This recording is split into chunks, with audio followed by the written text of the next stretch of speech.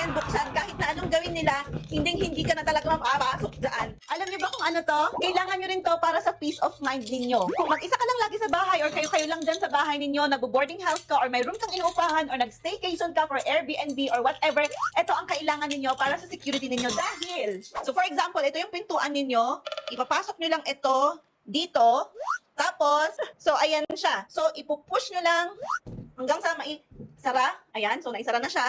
So pag ilalak nyo, ayan, so hindi na yan siya, madali yang buksan kasi kapag ganyan yung doorknob ninyo, card lang yan o kaya kung ano-anong mga kaya ng mga kawatan, pwede yan mabuksan. Pwede din hairpin, mga ganan. Oh. Ano ka?